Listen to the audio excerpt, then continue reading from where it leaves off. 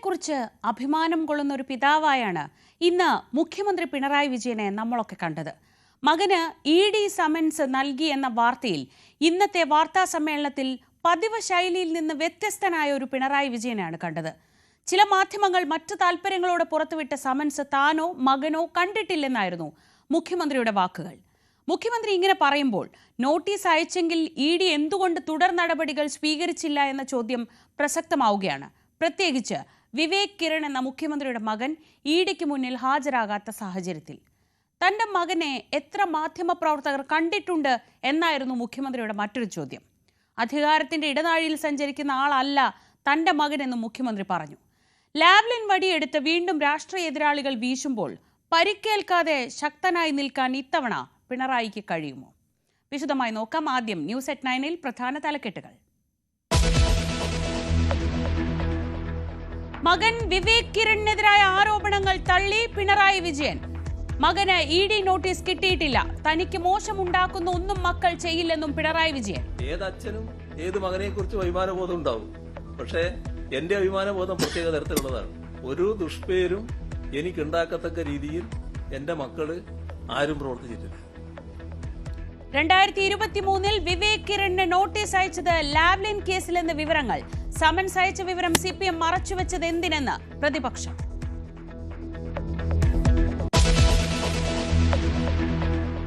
Sabarimala സ്വർണ്ണക്കൊള്ളയിൽ FIR സമർപ്പിച്ച പ്രത്യേക സംഘം. ഉണ്ണികൃഷ്ണൻ പോറ്റി അടക്കമുള്ളവരുടെ ചോദ്യം ചെയ്യൽ ഉടൻ.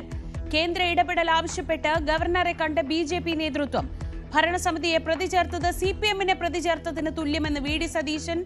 ആരൊക്കെ ജയിലിൽ പോകുമെന്ന് അന്വേഷണം കഴിയുമ്പോൾ അറിയാമെന്ന് മുഖ്യമന്ത്രി.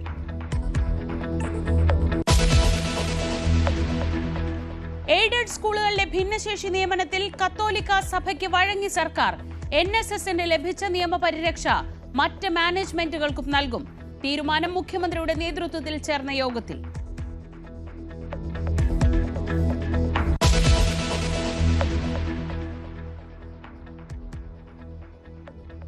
ഒരു പ്രിസ്ക്രൈബ്ഡ് യൂണിഫോം സ്കൂളിനുണ്ട്.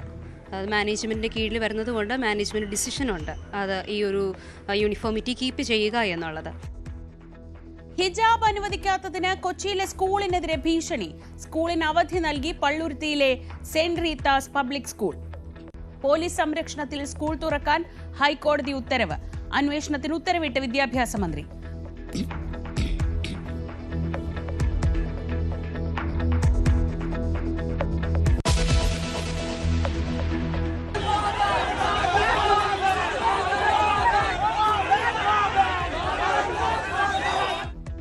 പാലക്കാട് പൊതുപരിപാടിയിൽ പങ്കെടുക്കാനെത്തിയ രാഹുൽ മാങ്കൂട്ടത്തിലിനെ തടഞ്ഞ ഡിവൈഎഫ്ഐയും BJPയും.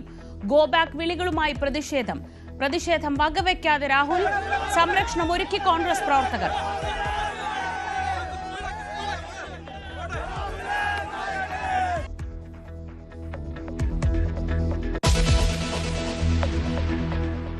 എഴുന്നൂറ്റി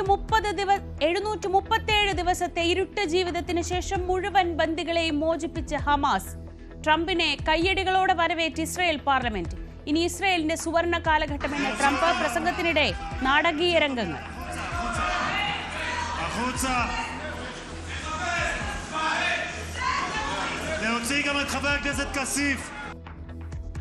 ഈജിപ്തിലെ സമാധാന ഉച്ചകോടിയിൽ ട്രംപും നെതന്യാഹുവും പങ്കെടുക്കും.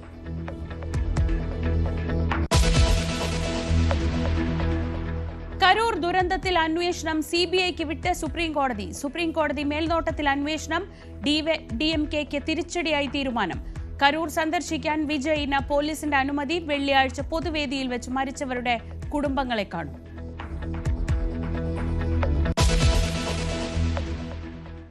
ആരും കാണാത്ത സമൻസ്.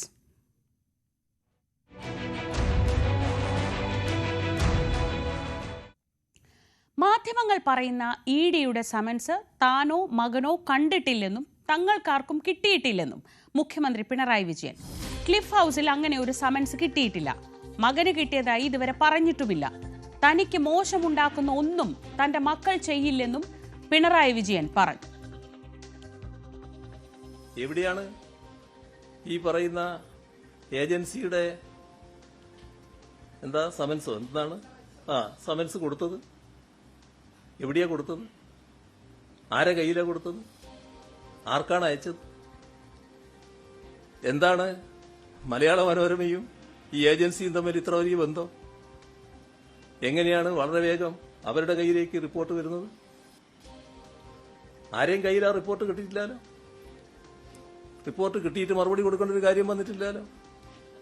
ഉടനെ പ്രതിപക്ഷ നേതാവ് സതീശനടക്കമുള്ള ആളുകൾ അതുമായിട്ട് പ്രതികരണമായിട്ട് വരികയാണല്ലോ. എന്താ മുഖ്യമന്ത്രി എന്താ പ്രതികരിക്കേണ്ടത്? നിങ്ങളൊരു കടലാസ് അയച്ചു എന്ന് പറയുന്നത് ആ കടലാസ് ഇങ്ങോട്ട് താൻ ഞാൻ പറയണോ? ഏജൻസികളുടേതായ രീതികൾ സ്വീകരിക്കൂലേ സാധാരണഗതിയിലുണ്ടെങ്കിൽ? ഇവിടെ തെറ്റായൊരു ചിത്രം വരച്ചു കാട്ടാൻ നോക്കുകയാണ്. ഏതച്ഛനും ഏത് മകനെക്കുറിച്ച് അഭിമാനബോധം ഉണ്ടാവും. പക്ഷേ എന്റെ അഭിമാനബോധം പ്രത്യേക തരത്തിലുള്ളതാണ്. ഒരു ദുഷ്പേരും എനിക്കുണ്ടാക്കത്തക്ക രീതിയിൽ എന്റെ മക്കള് ആരും പ്രവർത്തിച്ചിട്ടില്ല.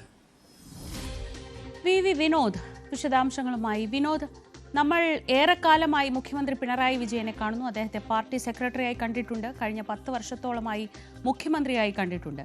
പക്ഷെ അദ്ദേഹം ഏതെങ്കിലും തരത്തിലുള്ള ആരോപണങ്ങൾ വന്നാൽ അല്ലെങ്കിൽ പ്രതിരോധത്തിലാവുന്ന ഘട്ടത്തിൽ തന്റെ രാഷ്ട്രീയ ജീവിതം മുൻനിർത്തിയാണ് എപ്പോഴും വിശദീകരണങ്ങൾ നൽകാറുള്ളത്. ഇന്ന് പക്ഷെ നമ്മൾ കണ്ട പിണറായി വിജയൻ അങ്ങനെ ആയിരുന്നില്ല പറഞ്ഞത്. മറിച്ച് മക്കളെക്കുറിച്ച് അഭിമാനം കൊള്ളുന്ന ഒരു അച്ഛനായിട്ടാണ് ഇന്ന് പിണറായി വിജയനെ നമ്മൾ കണ്ടത്. 2023 വന്നതായി അല്ലെങ്കിൽ ജനറേറ്റ് ചെയ്തതായി രേഖകളിലുള്ള ഈ സമൻസ് കണ്ടിട്ടേയില്ല, കിട്ടിയിട്ടേയില്ല. അപ്പോൾ പിന്നെ മുഖ്യമന്ത്രിക്ക് ആ സമൻസിനെ പറ്റി വിശദീകരിക്കേണ്ട ആവശ്യവുമില്ല. ഈ പ്രതിരോധം എത്രമാത്രം എഫക്റ്റീവാണ് വിനോദ്? ശ്രീജ, ഇതിൽ ഏറ്റവും പ്രധാനപ്പെട്ട കാര്യം ED പ്രതിക്കൂട്ടിലാകുന്നു എന്നത് തന്നെയാണ്. 2023 ഇങ്ങനെ ഒരു സമൻസ് അയച്ച് ആ സമൻസിൽ പറയുന്ന ആൾ അത് കൈപ്പറ്റാതിരിക്കുകയും ഹാജരാകാതിരിക്കുകയും ചെയ്തെങ്കിൽ തുടർച്ചയായി ഉള്ള നടപടികളിലേക്ക് ED പോകേണ്ടതായിരുന്നു. പക്ഷേ എന്തുകൊണ്ട് ED അങ്ങനെ ഒരു നടപടിയിലേക്ക് പോയില്ല എന്നത് തന്നെയാണ് പ്രസക്തമായ ചോദ്യം. അവിടെയാണ് മുഖ്യമന്ത്രി പറയുന്ന വാക്കുകൾ കൂടുതൽ പ്രാധാന്യം അർഹിക്കുന്നത്. തനിക്കോ ക്ലിഫ് ഹൗസിലേക്കോ തൻ്റെ മകനോ ഇങ്ങനെ ഒരു സമൻസ് കിട്ടിയിട്ടില്ല എന്ന് അദ്ദേഹം പറയുന്നു. അദ്ദേഹം അങ്ങനെ പറഞ്ഞ് ഒഴിയുക എന്ന് നമുക്ക് കാണാൻ കഴിയില്ല. കാരണം അങ്ങനെ ഒരു സമൻസ് ഉണ്ടെങ്കിൽ അത് അയച്ചെങ്കിൽ ഇനി ആ സമൻസ് ഉണ്ടെന്ന് തന്നെ കരുതുക. പക്ഷേ എന്തുകൊണ്ട് ED തുടർ നടപടി സ്വീകരിച്ചില്ല എന്നത് തന്നെയാണ് പ്രധാനപ്പെട്ടൊരു ചോദ്യമായി അവശേഷിക്കുന്നത്. ഇത് 2 ദിവസം മുൻപ് മലയാള മനോരമയിലാണ് ഈ ഒരു വാർത്ത ആദ്യം വരുന്നത്. ആ സമയത്ത് ചില വിവരങ്ങൾ പുറത്തു വന്നത് ഈ ലൈഫ് മിഷനുമായി ബന്ധപ്പെട്ട ഇടപാടിൽ ചോദ്യം ചെയ്യാൻ വിളിപ്പിക്കുന്നു. ശിവശങ്കറിനെ അറസ്റ്റ് ചെയ്യുന്ന ദിവസം, ആ ദിവസമാണ് ഇങ്ങനെ ഹാജരാകാൻ വേണ്ടി ആവശ്യപ്പെട്ടതെന്ന വിവരമാണ് പുറത്തു വന്നത്. പക്ഷേ പിന്നീടാണ് ഇങ്ങനെ ലാവ്ലിൻ കേസുമായി ബന്ധപ്പെട്ട കാര്യങ്ങളാണ് ദിലീപ് രാഹുലൻ, അത് ലാവ്ലിൻ കമ്പനിയുടെ ഡയറക്ടറാണ് ദിലീപ് രാഹുലൻ, വിവേകിന് UK പഠനത്തിനാവശ്യമായ പണം നൽകി. അത് സംബന്ധിച്ച വിവരങ്ങൾ EDക്ക് ലഭിക്കുകയും അതിൽ ചോദ്യം ചെയ്യാൻ വിളിക്കുകയും ചെയ്തു എന്ന കൂടുതൽ വിശദീകരണമുള്ള വാർത്തകൾ പുറത്തു വന്നു. പക്ഷേ മുഖ്യമന്ത്രി ഇങ്ങനെ പറയുമ്പോൾ പൂർണ്ണമായും ED പ്രതിക്കൂട്ടിലാകുന്നു. മാത്രമല്ല മകനെക്കുറിച്ചും മകളെക്കുറിച്ചും ഏറെ വാചാലനായാണ് മുഖ്യമന്ത്രി ഇന്ന് സംസാരിച്ചത്. അതിൽ തന്നെ ശ്രീജ പറഞ്ഞതുപോലെ അദ്ദേഹത്തിൻ്റെ ഒരു ബോഡി ലാംഗ്വേജും അദ്ദേഹത്തിൻ്റെ സംസാര രീതിയും ഒക്കെ നമുക്കറിയാവുന്നതാണ്. പക്ഷേ ഇന്ന് കുറച്ചുകൂടി വ്യത്യസ്തനായാണ് അദ്ദേഹം കാണപ്പെട്ടത്. അദ്ദേഹത്തിൻ്റെ വാക്കുകൾ അനുഭവപ്പെട്ടത് അങ്ങനെയാണ്. മക്കളെ കൊണ്ട് തനിക്ക് ഒരു ദുഷ്പേരും ഉണ്ടായിട്ടില്ല. ഏതെങ്കിലും അധികാരത്തിൻ്റെ ഇടനാഴിയിൽ തൻ്റെ മക്കൾ സഞ്ചരിക്കുന്നത്, പ്രത്യേകിച്ച് മകനെക്കുറിച്ച് അദ്ദേഹം ഇന്ന് അങ്ങനെയാണ് പറഞ്ഞത്. തൻ്റെ മകന് ക്ലിഫ് ഹൗസിൽ എത്ര മുറികളുണ്ട് എന്ന് പോലും കൃത്യമായി അറിയുമെന്ന് വ്യക്തമല്ല. കാരണം അങ്ങനെ പോലും ഇടപെടാത്ത ഒരാളാണ്. ഒരു ജോലി, അദ്ദേഹത്തിൻ്റെ വീട്, ആ നിലയിൽ ആ മകൻ കഴിഞ്ഞുകൂടുന്നു. അങ്ങനെ തൻ്റെ മകനെക്കുറിച്ച് ആലോചിക്കുമ്പോൾ അഭിമാനമാണ്. അങ്ങനെ ഒരു മകനെ ഇതിലേക്ക് വലിച്ചിട്ട് തന്നെ അപകീർത്തിപ്പെടുത്താനുള്ള ശ്രമം, അതുതന്നെയാണ് നേരത്തെയും അദ്ദേഹം പറഞ്ഞിട്ടുള്ളത്. തൻ്റെ മക്കളെക്കുറിച്ച് ഇപ്പോൾ അദ്ദേഹം പറയുന്നത് തനിക്ക് അവരെക്കുറിച്ച് ആലോചിക്കുമ്പോൾ അഭിമാനമാണ്. എവിടെ നിന്നാണ് ഇങ്ങനെ ഒരു മാധ്യമ സ്ഥാപനത്തിന് ഇപ്പോൾ ഈ കത്ത് കിട്ടുന്നത്? ഇത് കിട്ടിയ പാടെ പ്രതിപക്ഷ നേതാവ് ഉൾപ്പെടെയുള്ളവർ ഇതിന് പിന്നാലെ വരുന്നു. അതിൻ്റെ ഒരു ഗൂഢാലോചനയും ദുരൂഹതയും ഒക്കെയാണ് ഇപ്പോൾ മുഖ്യമന്ത്രി ചോദ്യം ചെയ്യുന്നത്. ഏതായിരുന്നാലും ഈ ലാവ്ലിൻ കേസുമായി ബന്ധപ്പെട്ട് പലതവണ സുപ്രീം കോടതിയിൽ പോവുകയും മാറ്റിവെക്കുകയും ചെയ്തതുമായി BJP CPM ബാന്ധവമാണെന്ന ആരോപണങ്ങളൊക്കെ കോൺഗ്രസ് ഉയർത്തിയിട്ടുണ്ട്. പലപ്പോഴും ഈ വടിയെടുത്ത് മുഖ്യമന്ത്രിയെ അടിക്കാൻ ശ്രമിച്ചിട്ടുണ്ട്. പക്ഷേ അപ്പോഴെല്ലാം അദ്ദേഹം കൂടുതൽ ശക്തനായി ഇതിന് മറുപടി പറയുന്ന ഒരു സാഹചര്യമായിരുന്നു. ഏതായിരുന്നാലും ഇപ്പോഴും വളരെ പെട്ടെന്ന് തന്നെ വന്ന ആരോപണത്തിൻ്റെ മുനയൊടിക്കുന്ന നിലയിലാണ് ഇന്നത്തെ മുഖ്യമന്ത്രിയുടെ വാക്കുകൾ. ഇനി EDയുടെ ഭാഗത്തു നിന്ന് എന്ത് നടപടി ഉണ്ടാകുമോ, അല്ലെങ്കിൽ ഇതിന്മേൽ എന്തെങ്കിലും നടപടി ഉണ്ടാകുമോ, അല്ലെങ്കിൽ ഇതോടുകൂടി EDയുടെ നടപടികൾ അവസാനിക്കുമോ, ഇതെല്ലാം തന്നെ കണ്ടറിയേണ്ടതാണ്. ശ്രീജ. വി വിനോദാണ് വിവരങ്ങൾ നൽകിയത്. ഇന്ന് മുഖ്യമന്ത്രി സർക്കാരിന്റെ വികസന പദ്ധതികളുമായി ബന്ധപ്പെട്ട് അല്ലെങ്കിൽ സർക്കാർ ചെയ്യാൻ പോകുന്ന വികസന കാര്യങ്ങളുമായി ബന്ധപ്പെട്ടാണ് വാർത്താ സമ്മേളനം വിളിച്ചതെങ്കിലും ഈ ആരോപണങ്ങൾക്ക് മറുപടി പറയാൻ തന്നെയായിരുന്നു മുഖ്യമന്ത്രി ഉദ്ദേശിച്ചിരുന്നത്. അതിനുവേണ്ടി തന്നെയാണ് മുഖ്യമന്ത്രി വന്നതും. ഇതിനെപ്പറ്റിയുള്ള ചോദ്യത്തിന് അദ്ദേഹത്തിന്റെ മറുപടി തുടങ്ങിയത് തന്നെ വിശദമായി തന്നെ മറുപടി പറയണോ എന്ന് ചോദിച്ചുകൊണ്ടായിരുന്നു. വളരെ ആത്മവിശ്വാസത്തോടെയാണ് മുഖ്യമന്ത്രി ഈ ആരോപണങ്ങൾ നേരിടുന്നത്. അപ്പോൾ ഇനി ബോൾ ഉള്ളത് ഇ ഡിയുടെ കോർട്ടിലാണ്. ഇ ഡി ഇതിന് മറുപടി പറയേണ്ടി വരും. ഇങ്ങനെ ഒരു സമൻസ് അവിടെ നിന്ന് പുറപ്പെട്ടിട്ടുണ്ടെങ്കിൽ, ആ സമൻസ് കൈപ്പറ്റിയിട്ടില്ലെങ്കിൽ പിന്നീട് എന്ത് നടപടി ഉണ്ടായി, എവിടെ വെച്ചാണ് ഈ സമൻസ് ആവിയായി പോയത് എന്ന് അറിയേണ്ടതുണ്ട്. അതിന് മറുപടി പറയേണ്ടി വരിക ഇ ഡി ആയിരിക്കും. അതേസമയം ഈ സമൻസിനെ കുറിച്ച് വലിയ വിവാദങ്ങളൊക്കെ ഉണ്ടായിരുന്നു. നേരത്തെ സ്വർണ്ണക്കടത്താണെന്നാണ് കരുതിയത്. പക്ഷേ ഇത് ലാവ്ലിൻ കേസിലാണെന്നാണ് ഇപ്പോഴത്തെ സൂചനകൾ വരുന്നത്. വിവേക് കിരണിന്റെ വിദേശ വിദ്യാഭ്യാസത്തിനായി ലാവ്ലിൻ മുൻ ഡയറക്ടറായിരുന്ന ദിലീപ് രാഹുലൻ പണം നൽകി എന്ന സുപ്രധാന മൊഴിയുടെ അടിസ്ഥാനത്തിലാണ് 2023 ഇ ഡി വിവേകിന് സമൻസ് അയച്ചത് എന്നതാണ് ഇപ്പോൾ പുറത്തുവരുന്ന വിവരങ്ങൾ. മുഖ്യമന്ത്രി പിണറായി വിജയന്റെ മകൻ വിവേകിന് എൻഫോഴ്സ്മെന്റ് ഡയറക്ടറേറ്റ് സമൻസ് അയച്ചത് SNC ലാവ്ലിൻ കേസുമായി ബന്ധപ്പെട്ടാണെന്ന വിവരങ്ങളാണ് പുറത്തുവരുന്നത്. ലാവ്ലിൻ കമ്പനി ഡയറക്ടറായിരുന്ന ദിലീപ് രാഹുലൻ വിവേക് കിരണിന്റെ വിദ്യാഭ്യാസ ചെലവിനായി പണം നൽകിയെന്ന വിവരം ലഭിച്ചതിന്റെ അടിസ്ഥാനത്തിലാണ് ഇ ഡി സമൻസ് അയച്ചത്. എന്നാൽ വിവേക് അന്ന് ഹാജരായില്ല. കള്ളപ്പണം വെളുപ്പിക്കൽ കേസുമായി ബന്ധപ്പെട്ട് ഹാജരാകാൻ വിവേകിന് ഇ ഡി സമൻസ് അയച്ചതിന്റെ രേഖകൾ പുറത്തു വന്നിരുന്നു. Son of Pinarayi Vijayan cliff house എന്ന് രേഖപ്പെടുത്തി 2023 അയച്ച സമൻസിന്റെ പകർപ്പാണ് പുറത്തായത്. വടക്കാഞ്ചേരിയിലെ ലൈഫ് മിഷൻ ഭവന പദ്ധതിയിലെ ക്രമക്കേട് കണ്ടെത്തിയതിനെ തുടർന്നാണ് ഇ ഡി സമൻസ് അയച്ചതെന്നായിരുന്നു നേരത്തെ പുറത്തുവന്ന വിവരങ്ങൾ. അന്നത്തെ E D Kochi assistant director PK ആനന്ദാണ് സമൻസ് അയച്ചത്. 2023 ഫെബ്രുവരി 14 രാവിലെ 10:30 കൊച്ചിയിലെ ഇ ഡി ഓഫീസിൽ ഹാജരാകാനായിരുന്നു സമൻസ്. 2020 ലാവ്ലിൻ കേസുമായി ബന്ധപ്പെട്ട് ഇ ഡി AECIR രജിസ്റ്റർ ചെയ്തത്. കള്ളപ്പണം വെളുപ്പിക്കൽ നിരോധന നിയമപ്രകാരമായിരുന്നു നടപടി. ദിലീപ് രാഹുലൻ മുഖ്യമന്ത്രിയുടെ മകന്റെ UK വിദ്യാഭ്യാസത്തിനായി വലിയ തുക ചെലവഴിച്ചുവെന്ന മൊഴിയും റിപ്പോർട്ടിൽ രേഖപ്പെടുത്തിയിരുന്നു.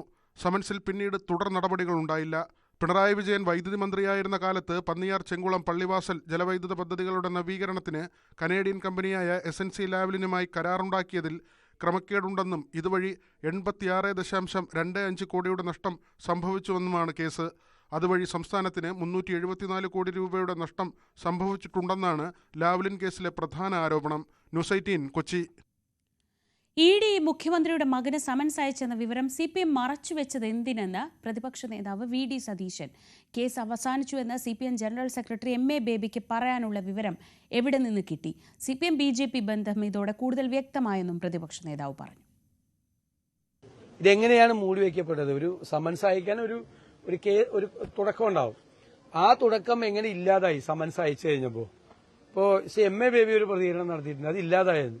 അദ്ദേഹത്തിന് എങ്ങനെ അറിഞ്ഞു? അദ്ദേഹം എങ്ങനെ അറിഞ്ഞു അത് ഇല്ലാതായെന്ന്? അദ്ദേഹം എങ്ങനെയാണ് അറിഞ്ഞത്? എങ്ങനെയാണ് അത് ഇല്ലാതാവുന്നത്? ED നോട്ടീസ് എങ്ങനെയാണ് ഇല്ലാതാവുന്നത്? ഇന്നലെ അദ്ദേഹം പറഞ്ഞു അത് പോയെന്ന് പറഞ്ഞു. ഞാൻ ചോദിച്ചാൽ അദ്ദേഹം എങ്ങനെ അറിയുന്നത്? അപ്പൊ മുഖ്യമന്ത്രി ഇതുവരെ നമ്മുടെ അറിവ് നമുക്കറിയില്ല. നമ്മുടെ അറിവ് അദ്ദേഹം പാർട്ടി നേതൃത്വത്തോട് മുഖ്യമന്ത്രി ആരോടും പറഞ്ഞിട്ടില്ല, മാധ്യമപ്രവർത്തകരോട് പറഞ്ഞിട്ടില്ല, പൊതുസമൂഹത്തോട് പറഞ്ഞിട്ടില്ല, പാർട്ടിക്കാരോട് പറഞ്ഞിട്ടില്ല, മന്ത്രിമാരോട് പറഞ്ഞിട്ടില്ല. എന്തിനാണ് അത് മൂടി വെച്ചത്? പിന്നെ ഇത് സെറ്റിൽ ചെയ്യാണ് ചെയ്തത്. ഞങ്ങൾ എപ്പോഴും ആരോപിക്കുന്നത് CPM BJP ബാന്ധവമുണ്ട്. ശ്രീ അമിത്ഷാ ഉൾപ്പെടെയുള്ളവരുമായി മുഖ്യമന്ത്രി ഒരു ബന്ധം പുലർത്തുന്നുണ്ട്. മുഖ്യമന്ത്രിയുടെ കുടുംബവുമായി ബന്ധപ്പെട്ട് അഴിമതി നടന്നിട്ടുണ്ടെന്ന് രാജീവ് ചന്ദ്രശേഖർ. CPM BJP ബന്ധമെന്നാണ് കോൺഗ്രസ് ആരോപിക്കുന്നത്. കോൺഗ്രസ് എപ്പോഴാണ് സത്യം പറയുന്നത്? മുഖ്യമന്ത്രിയുടെ മകന്റെ കേസിൽ BJP CPM ഡീലാണോ എന്ന ചോദ്യത്തോട് സ്വാമിയെ ശരണമയ്യപ്പ എന്നായിരുന്നു പ്രതികരണം. ഞങ്ങൾക്ക് കൃത്യമായി അറിയുന്നത് ജനങ്ങൾക്ക് അറിയുന്ന കാര്യമാണ്. ഇവിടെ അഴിമതി നടക്കുന്നുണ്ട്. മുഖ്യമന്ത്രിന്റെ കുടുംബത്തിൽ അഴിമതി നടന്നിട്ടുണ്ട്. അത് എക്സാലോജിക്കാണോ ലാബിലാണോ അത് നടന്നിട്ടുണ്ട് കൃത്യമായി ഞങ്ങൾക്ക് ഞങ്ങൾക്ക് മാത്രമല്ല പൊതുസമൂഹത്തിൽ അത് ഒരു ഫീലിംഗ് കയറിയിട്ടുണ്ട്. ഈ കോൺഗ്രസ് പറയുന്നത് എപ്പോഴാണ് സത്യമായിട്ട് നിങ്ങൾ കാണുന്നത്? കോൺഗ്രസ്സുകാർ എത്രയോ കാലം നമ്മൾ മനസ്സിലാക്കുന്നുണ്ടല്ലോ, അവർ ഓരോന്നിങ്ങനെ പറയും, ശ്രദ്ധ തിരിക്കാൻ അവർ എന്തെങ്കിലും പറയും. അത് എന്തിനാണ് നിങ്ങളിങ്ങനെ ചാടി പിടിക്കുന്നത്? എൻ്റെ കേന്ദ്രമന്ത്രി, ഞാൻ സ്കിൽ മിനിസ്റ്ററായിരുന്നു, IT മിനിസ്റ്ററായിരുന്നു. ED എൻ്റെ കീഴിലല്ലല്ലോ. അല്ല ഇനിയിപ്പോൾ നിങ്ങൾക്ക് പ്രശ്നവും അറിയാം, അതിൻ്റെ ഉത്തരവും അറിയാം. എന്തിനാണ് ചോദിക്കുന്നത്? ശരി, നമസ്കാരം. വളരെ നന്ദി, നമസ്കാരം. ജയ് ഹിന്ദ്. ഹിജാബിൽ സംഘർഷം.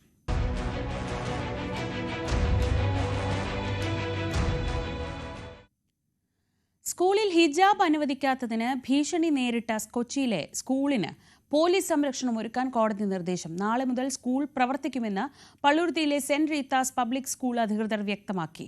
സംഭവത്തെ അപലപിച്ച വിദ്യാഭ്യാസ മന്ത്രി വിശദമായ അന്വേഷണത്തിന് ഉത്തരവിട്ടു. പള്ളുരുത്തി സെന്റ് റീത്ത സ്കൂളിലെ ഹിജാബ് വിഷയവുമായി ബന്ധപ്പെട്ട്, അതായത് സ്കൂളിൽ ഹിജാബ് ധരിച്ചെത്തിയ ഒരു കുട്ടിയെ സ്കൂളിൽ പ്രവേശിപ്പിക്കുന്നില്ല എന്നുള്ള പാരന്റ്സിന്റെ പരാതിയായിരുന്നു വലിയ പ്രശ്നങ്ങളിലേക്ക് ഇടവരുത്തിയത്. അതിൽ ഹൈക്കോടതി അടിയന്തര ഇടപെടൽ നടത്തിയിരിക്കുകയാണ്. പ്രത്യേകിച്ചും സ്കൂളിന് ഉള്ള നിയമങ്ങൾ 2018 ഹൈക്കോടതി നിയമം അനുസരിച്ചിട്ട്, ഉത്തരവ് അനുസരിച്ചിട്ട് സ്കൂളിന്റെ യൂണിഫോം ഉൾപ്പെടെയുള്ള കാര്യങ്ങൾ, സ്കൂളിൽ എന്ത് നടപ്പിലാക്കണമെന്നുള്ള കാര്യങ്ങൾ സ്കൂൾ മാനേജ്മെന്റിന് തീരുമാനിക്കാമെന്ന് തന്നെയായിരുന്നു.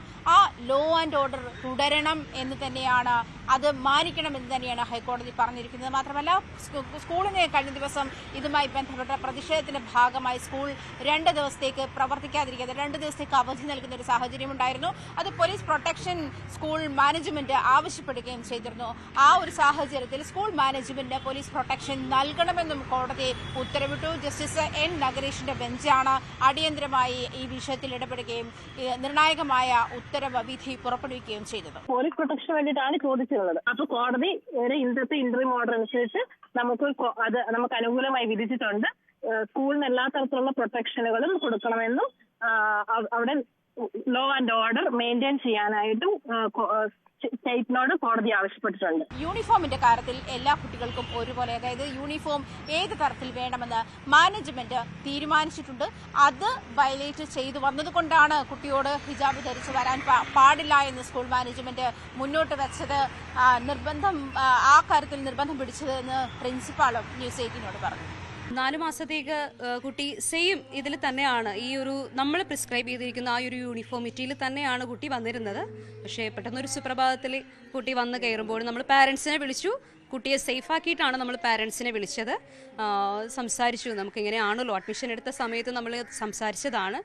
സാറും ഓക്കെ പറഞ്ഞു. ഇതെല്ലാം നമ്മൾ സംസാരിച്ചു കഴിഞ്ഞപ്പോൾ കുട്ടിയുടെ പാരന്റും നമ്മളോട് ഓക്കെ പറഞ്ഞതാണ്. അതേസമയം കുട്ടിയെ മാനസികമായി പീഡിപ്പിക്കുന്നു എന്നാണ് കുട്ടിയുടെ പിതാവിന്റെ ഭാഗം. അങ്ങനെയാണ് പിതാവ് പറയുന്നത്. എങ്ങനെയാണ്? എന്റെ മകള് തുടക്കം മുതല് സ്കൂള് ജൂൺ 1 ആരംഭിച്ച അന്ന് മുതൽ ഇന്ന് ഈ കഴിഞ്ഞ ദിവസം വരെ ഷോള് ധരിച്ചുകൊണ്ടിട്ടാണ് അവിടെ സ്കൂളിൽ ചെല്ലാറുള്ളത്. നമ്മൾ തലയിൽ സാധാരണ ചുറ്റുന്ന ഒരു ഷോള് അത് ധരിച്ചിട്ടാണ് പിന്നെ കുട്ടി പോണത്. അവിടെ നിന്ന് അത് നിർബന്ധപൂർവ്വം അവര് അത് ഊരിക്കുമായിരുന്നു. കഴിഞ്ഞ ദിവസമാണ് ഹിജാബുമായി ബന്ധപ്പെട്ട സ്കൂളിൽ ഒരു കൂട്ടം ആളുകൾ കയറി വരികയും ബഹളമുണ്ടാക്കുകയും ചെയ്യുന്ന സാഹചര്യത്തിലാണ് സ്കൂൾ അടിയന്തരമായി അവധിയിലേക്ക് പ്രവേശിക്കുന്ന ഒരു സാഹചര്യം ഉണ്ടായത്. ഒരു സ്കൂളും അഡ്മിഷൻ കിട്ടരുത് എന്നുള്ള രീതിയിൽ അതൊരു കുട്ടിയുടെ ഭാവി നശിപ്പിക്കണം എന്നുള്ള രീതിയിലല്ലേ? ശരി. ഇതേ വിഷയത്തിൽ തന്നെ സർക്കാരും ഇടപെട്ടിരിക്കുകയാണ്. അവിടെ ഒരു യൂണിഫോം ഉണ്ടാവും. അത് ആ യൂണിഫോം അവിടെ എല്ലാ വിദ്യാർത്ഥികളും അംഗീകരിക്കേണ്ടതായിട്ട് വരും. യൂണിഫോം മറയ്ക്കുന്ന നിലയിൽ ഒരു വസ്ത്രം ഇട്ട് കഴിഞ്ഞാൽ പിന്നെ അതൊരു സ്കൂളിന് പൊതുവിലൊരു ബുദ്ധിമുട്ടുണ്ടാകുന്ന ഒരു സിറ്റുവേഷൻ. നമുക്കൊരു ന്യായമായ തീരുമാനമല്ലേ എടുക്കാൻ പറ്റുള്ളൂ. എല്ലാവരെയും ബാധിക്കുന്ന നിലയിലുള്ള ഒരു ന്യായമായ തീരുമാനമല്ലേ എടുക്കാൻ വേണ്ടി പറ്റുള്ളൂ. അതിൽ രക്ഷകർത്താക്കളും വിദ്യാർത്ഥികളും ഓരോ സ്കൂളിന്റെയും സാഹചര്യം അനുസരിച്ച് അവരോട് സഹകരിക്കുക എന്നുള്ള നിലപാട് മാത്രമേ സ്വീകരിക്കാൻ വേണ്ടി പറ്റൂ. സമ്മർദ്ദം വന്നു, സർക്കാർ അയഞ്ഞു.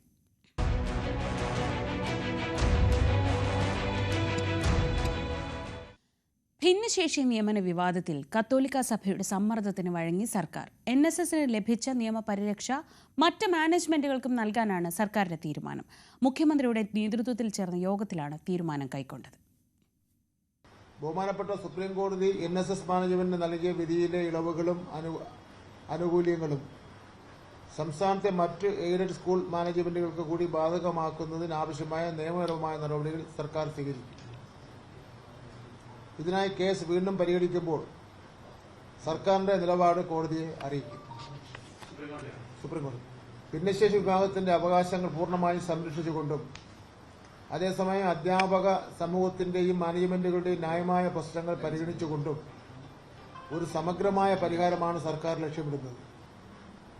ഈ തീരുമാനം കേരളത്തിന്റെ വിദ്യാഭ്യാസ മേഖലയിൽ ഒരു പുതിയ അധ്യായത്തിന് തുടക്കം കുറിക്കുമെന്ന് ഞങ്ങൾക്ക് ഉറപ്പുണ്ട്. അനുകൂല നിലപാടുണ്ടാകുമെന്ന് KCBCക്ക് മുഖ്യമന്ത്രി ഉറപ്പ് നൽകിയിരുന്നു. സർക്കാരിന് ഏകപക്ഷീയമായി തീരുമാനമെടുക്കാൻ കഴിയില്ലെന്നും സർക്കാർ നിലപാട് സുപ്രീം കോടതിയെ അറിയിക്കുമെന്നും മുഖ്യമന്ത്രിയും വാർത്താസമ്മേളനത്തിൽ വ്യക്തമാക്കി. അതെ, അതായത് നേരത്തെ സുപ്രീം കോടതിയുടെ ഒരു വിധിയിൽ ചില കാര്യങ്ങൾ വന്നപ്പോൾ സർക്കാർ എന്തെങ്കിലും നടപടികൾ സ്വീകരിക്കുന്നുണ്ടെങ്കിൽ സുപ്രീം കോടതിയുടെ അറിവോടെയും അനുമതിയോടെയും ആകണമെന്നൊരു ഭാഗമുണ്ട്. അപ്പോൾ സർക്കാരിന് ഏകപക്ഷീയമായി നടപടി ഇപ്പോൾ സ്വീകരിക്കാൻ പറ്റില്ല. അതുകൊണ്ടാണ് ആ വിഷയം ചർച്ച ചെയ്തുകൊണ്ട് സർക്കാരിന്റെ അഭിപ്രായം സുപ്രീം കോടതി അറിയിക്കുന്നു. ഒരു പെറ്റീഷനിൽ സുപ്രീം കോടതി ആനുകൂല്യം നൽകിയിട്ടുണ്ട്. അത് എല്ലാവർക്കും നൽകണമെന്നാണ് സർക്കാരിന്റെ അഭിപ്രായം.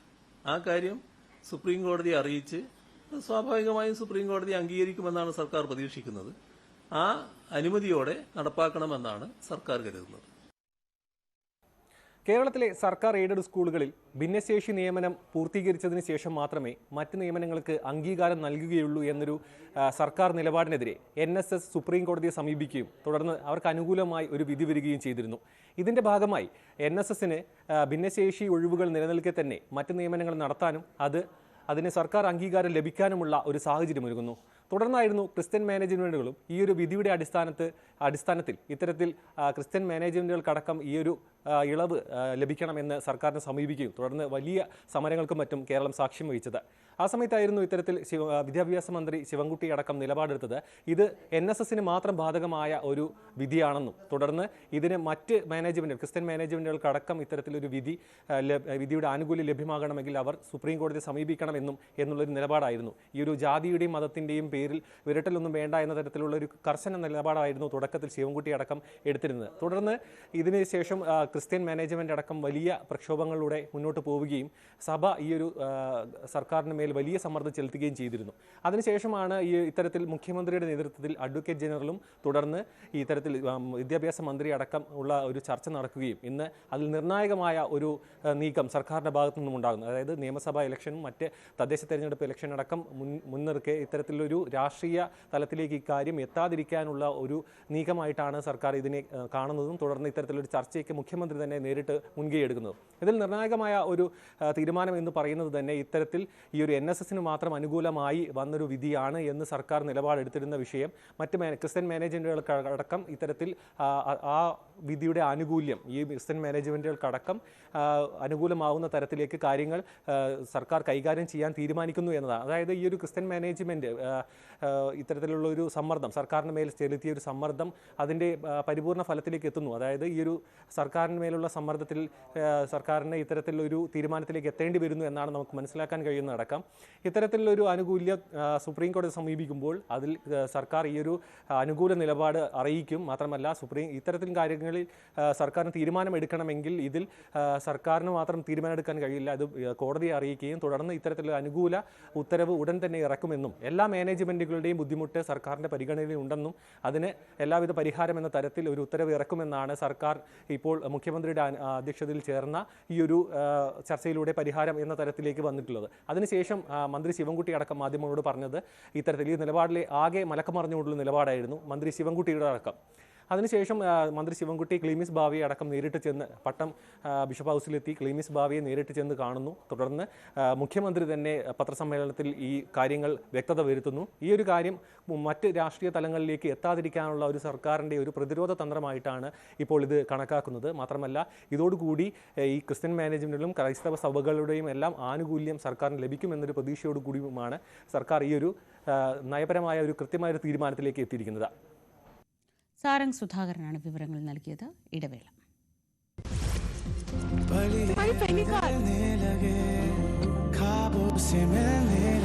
ऐसी कई पहली कहानियों में हमेशा आपके साथ ऑल्टो K10।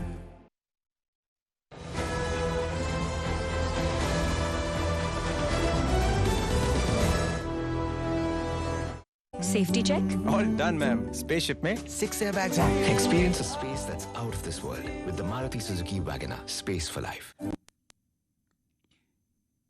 സ്വർണ്ണക്കൊള്ളയിൽ ചോദ്യം ചെയ്യലുടൻ.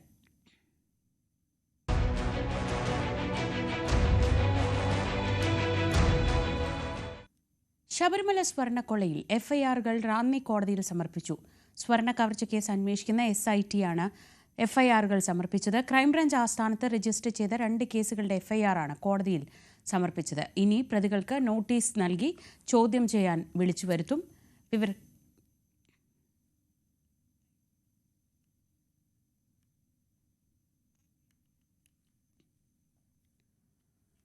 ശബരിമല സ്വർണ്ണക്കൊള്ളയിലെ എഫ്ഐആറുകളാണ് ഇന്ന് റാന്നി കോടതിയിൽ സമർപ്പിച്ചിട്ടുള്ളത്. 2 പ്രധാനപ്പെട്ട കേസുകളാണ് ഈ SIT സംഘം ഇപ്പോൾ കോടതിയിൽ സമർപ്പിച്ചിരിക്കുന്നത്.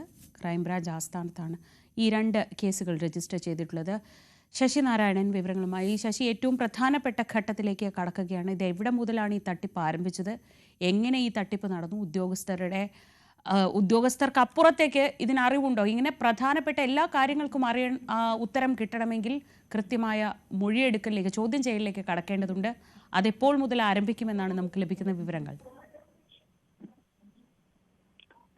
ശ്രീജ, ശബരിമല സ്വർണ്ണ കവർച്ചയുമായി ബന്ധപ്പെട്ട 2 എഫ്ഐആറുകളാണ് ക്രൈംബ്രാഞ്ച് പ്രത്യേക അന്വേഷണ സംഘം രജിസ്റ്റർ ചെയ്തിട്ടുള്ളത്. ആ 2 എഫ്ഐആറുകളുമാണ് ഇപ്പോൾ പത്തനംതിട്ട റാന്നി കോടതിയിൽ സമർപ്പിച്ചിട്ടുള്ളത്. എന്തായാലും 2 എഫ്ഐആറുകൾ. അതിൽ ആദ്യത്തെ ഒരു എഫ്ഐആറിൽ ഉണ്ണികൃഷ്ണൻ പോറ്റി പ്രതിയും ഒപ്പം ദേവസ്വം ബോർഡ് ഉദ്യോഗസ്ഥരുമാണ് ആദ്യത്തെ എഫ്ഐആറിലുള്ളത്. രണ്ടാമത്തെ എഫ്ഐആറിലുള്ളത് ഉണ്ണികൃഷ്ണൻ പോറ്റിയും ഒപ്പം 8ാം പ്രതിയായ ദേവസ്വം ബോർഡിനെ ചേർത്താണ് ഇത് സമർപ്പിച്ചിട്ടുള്ളത്. അതായത് ദ്വാരപാലക ശില്പങ്ങളിൽ ഈ സ്വർണം പൂശിയുമായി ബന്ധപ്പെട്ടുള്ള കേസും ഒപ്പം ഈ സ്വർണ്ണപ്പാളി, അതായത് ഈ ശ്രീകോവിലിന്റെ മുന്നിൽ കട്ടളയും ഒപ്പം വാതിലും സ്വർണം പൂശി 2 കേസുമായിട്ടുള്ള ബന്ധപ്പെട്ടാണ് ഇത് 2 പ്രതികളുടെ പേരുകൾ സൂചിച്ചുള്ള എഫ്ഐആറുകളാണ് ഇപ്പോൾ പ്രത്യേക അന്വേഷണ സംഘം റാന്നി കോടതിയിൽ സമർപ്പിച്ചിട്ടുള്ളത്. എന്തായാലും അതുമായി ബന്ധപ്പെട്ടുള്ള അന്വേഷണം നടപടികളിലേക്ക് കടക്കുന്നു എന്നുള്ളതാണ്. കാരണം ഇതിനൊരു പ്രാഥമികമായി കോടതി തന്നെ ഡയറക്റ്റായിട്ട് നേരിട്ടെടുത്തൊരു കേസായതുകൊണ്ട് തന്നെ അതിന്റെ അന്വേഷണം പ്രത്യേക നിരീക്ഷണത്തിലൂടെയാണ് നടത്തുന്നത്. അതുകൊണ്ട് തന്നെ പ്രതികളായിട്ടുള്ളവരെ വിശദമായി നോട്ടീസ് അയച്ച് ചോദ്യം ചെയ്യലിലേക്ക് വരും. ആ കാര്യങ്ങൾ വരും ദിവസങ്ങൾ നടക്കും എന്നുള്ള കാര്യമാണ് മനസ്സിലാക്കാൻ കഴിയുന്നത്. അതിൽ വിജിലൻസിന്റെ റിപ്പോർട്ടിൽ ഇതിലൊരു വലിയ വീഴ്ച ഉണ്ടായിട്ടുണ്ട്. കാരണം ഈ ഉദ്യോഗസ്ഥർക്ക്, അതായത് ദേവസ്വം ബോർഡിലെ ഉദ്യോഗസ്ഥർക്കും അതുപോലെ തന്നെ ദേവസ്വം ബോർഡിനും വീഴ്ച ഉണ്ടായിട്ടുണ്ട്, അനാസ്ഥ ഉണ്ടായിട്ടുണ്ട് എന്ന കാര്യങ്ങളൊക്കെ റിപ്പോർട്ട് സൂചിപ്പിക്കുന്നുണ്ട്. അതേസമയം അത്തരം കാര്യങ്ങൾ കൃത്യമായി പരിശോധിച്ച് അന്വേഷണം നടത്തി എങ്കിൽ മാത്രമേ അത് കണ്ടെത്താൻ കഴിയുള്ളൂ. സ്വർണം കുറവായിട്ടുണ്ട്. ആ കുറവായ സ്വർണം കണ്ടെത്തേണ്ടിയിരിക്കുന്നു. അത് ഈ 2 ദ്വാരപാലകർക്കും അതുപോലെ തന്നെ ദ്വാരപാലക ശില്പങ്ങളിലെയും അതുപോലെ തന്നെ ഈ ഹൈദരാബാദിൽ കൊണ്ടുപോയി കട്ടളയും അതുപോലെ തന്നെ വാതിലും സ്വർണം പൂശിനകത്തും സ്വർണത്തിന് കുറവുണ്ട്. ഇതെല്ലാം കണ്ടെത്തേണ്ടിയിരിക്കുന്നു. അതുകൊണ്ട് എഫ്ഐആർ രജിസ്റ്റർ ചെയ്തതിനു ശേഷം അത് കോടതിയിൽ സമർപ്പിച്ചതിന് ശേഷമേ പ്രതികൾക്ക് നോട്ടീസ് അയക്കാൻ കഴിയൂ. ആ നോട്ടീസ് അയച്ചെങ്കിൽ മാത്രമേ പ്രതികളെ ഓരോരുത്തരായി വിളിച്ച് ചോദ്യം ചെയ്യാൻ അന്വേഷണ സംഘത്തിൽ കഴിയുകയുള്ളൂ. അതുകൊണ്ട് തന്നെ പ്രത്യേക അന്വേഷണ സംഘത്തിന്റെ ഓഫീസ് ക്യാമ്പ് ഓഫീസും പത്തനംതിട്ടയിലൂടെ തന്നെ തുറക്കുമെന്നുള്ള കാര്യം വിവരം കൂടി ലഭിക്കുന്നുണ്ട്. ഇതിനിടയിൽ ഈ കേസുമായി ബന്ധപ്പെട്ട് ഹൈക്കോടതി നിയോഗിച്ച ജസ്റ്റിസ് KP ശങ്കർ നേതൃത്വത്തിലുള്ള ശബരിമലയിലെ ഈ അയ്യപ്പന് ലഭിച്ചിട്ടുള്ള സ്വർണം അടക്കമുള്ള വസ്തുവകളുടെ രജിസ്റ്ററുകളും മകസറുകളും പരിശോധിക്കുന്ന നടപടികൾ പൂർത്തിയായിരിക്കുന്നു. കഴിഞ്ഞ 3 ദിവസം കൊണ്ടാണ് ഈ രേഖകളെല്ലാം പരിശോധിച്ച് പൂർത്തിയായിട്ടുള്ളത്. ഇനിയും ആറന്മുളയിലുള്ള ദേവസ്വം ബോർഡിന്റെ സ്ട്രോങ് റൂമിൽ ആണ് പരിശോധന നടത്തുന്നത്. അവിടുത്തെ രേഖകൾ കൂടി പരിശോധിച്ചെങ്കിൽ മാത്രമേ കൃത്യമായ വിവരങ്ങൾ ലഭിക്കുകയുള്ളൂ. എന്തായാലും നിലവിലത്തെ സാഹചര്യത്തിൽ ചില ക്രമക്കേടുകൾ ഉണ്ടെന്നുള്ള സൂചനകളൊക്കെ വരുന്നുണ്ട്. പക്ഷേ കൃത്യമായ വിവരം നമുക്ക് ലഭിക്കുന്നില്ലെങ്കിലും ഈ ആറന്മുള ക്ഷേത്രത്തിൽ പൂർണ്ണമായി നോക്കിയെങ്കിൽ ഇത് കൃത്യമായ ഒരു വിവരമായി പറയാൻ കഴിയുമെങ്കിലും പൊരുത്തക്കേടുകൾ ഉണ്ടെന്നുള്ള സൂചനകൾ ലഭിക്കുന്നു. എന്തായാലും ഈ കേസുമായി ബന്ധപ്പെട്ട് ഇതെല്ലാം പരിശോധിച്ചതിന് ശേഷമേ അന്തിമ എന്താണ് സംഭവിച്ചെന്നുള്ള കടക്കാൻ കഴിയുള്ളൂ. എന്തായാലും ഹൈക്കോടതി ഇത് സംബന്ധിച്ച റിപ്പോർട്ടും ഉടൻ തന്നെ സമർപ്പിക്കുക എന്നുള്ളതാണ് നമുക്ക് അറിയാൻ കഴിയുന്നത്. ശരി, ശശിനാരായണനാണ് വിവരങ്ങൾ നൽകിയത്. ഇനിയുമായി ഇന്നത്തെ പഞ്ച് ഡയലോഗ് ഈ സംഭവവുമായി ബന്ധപ്പെട്ട് തന്നെയാണ്. പഞ്ച് ഡയലോഗിലേക്ക്.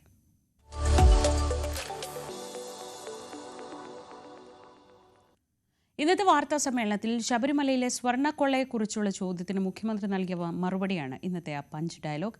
അന്വേഷണത്തിന് മുൻപ് എന്തിന് വിധി എഴുതണം? ബാക്കി നമുക്ക് മുഖ്യമന്ത്രിയുടെ വാക്കുകൾ തന്നെ കേൾക്കാം. സർക്കാരല്ല ഇപ്പൊ വിലയിരുത്തൽ പറയേണ്ടത്. നിങ്ങൾ മനസ്സിലാക്കേണ്ട കാര്യം, ഇപ്പോൾ ഒരു അന്വേഷണം നടന്നുകൊണ്ടിരിക്കുകയാണ്. ആ അന്വേഷണത്തെ ഏതെങ്കിലും തരത്തിൽ ബാധിക്കുന്ന ഒരു കമന്റ് എന്റെ ഭാഗത്തുനിന്ന് വരുന്നത് ശരിയാണോ? നിങ്ങൾ തന്നെ അത് ചോദ്യം ചെയ്യില്ലേ?